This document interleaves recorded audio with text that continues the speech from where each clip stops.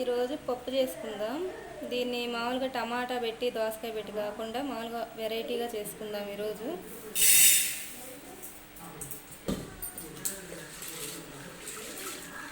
ఇలా కడిగేసుకుందాం.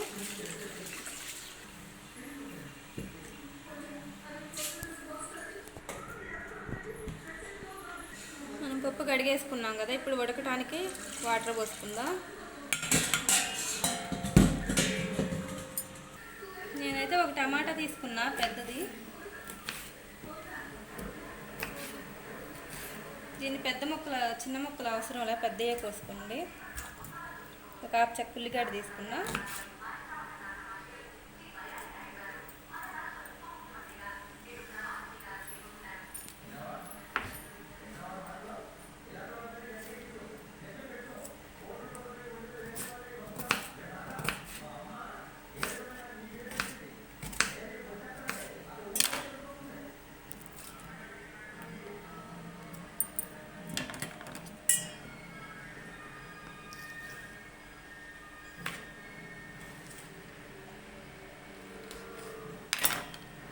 పచ్చిమిరకాయలు 2 తీసుకున్నా.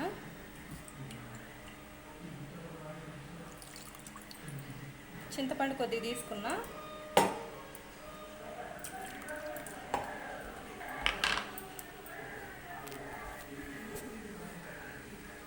కొద్దిగా పసుపు,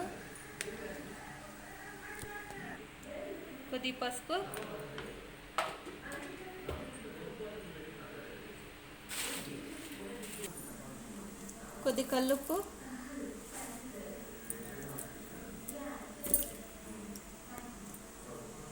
కొద్దిగా ఆయిల్ వేస్తున్నా.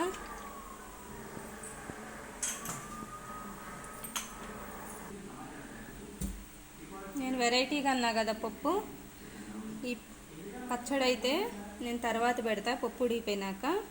ఇదైతే పండు మిరగాయలతో చేసిన పండు కారం అంటారు, అంటే కార పచ్చడి అని కూడా అంటారు దీన్ని. పప్పు అయితే ఉడికింది.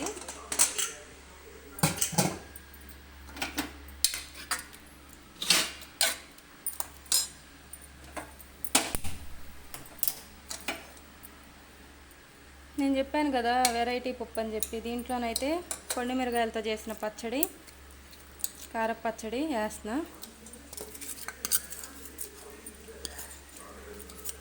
మనం పప్పుని బట్టి వేసుకోవచ్చు. ఎక్కువ పప్పు అయితే కొద్దిగా ఎక్కువ పచ్చడి వేసుకుందాం. నేనైతే కొద్దిగానే వేసాను కదా పప్పు.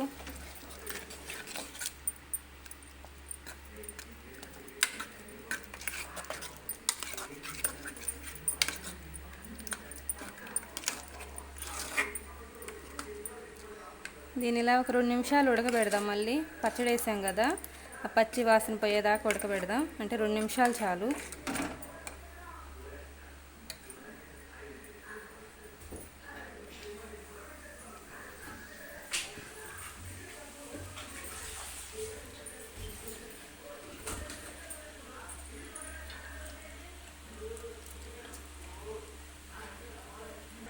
కొద్దిగా కరివేపాకు వేస్తున్నా.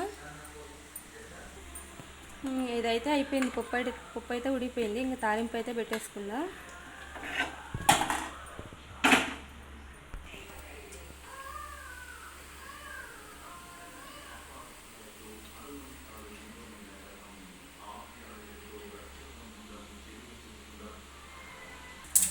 కొద్దిగా ఆవాలు, పచ్చిపప్పు,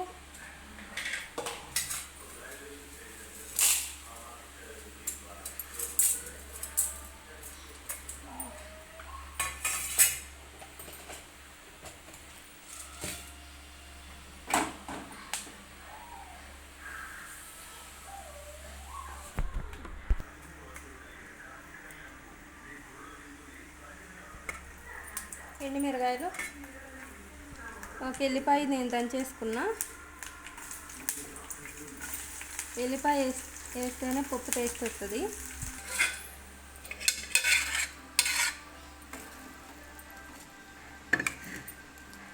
పండు మిరగాయల పచ్చడి పప్పు రెడీ అయిపోయింది.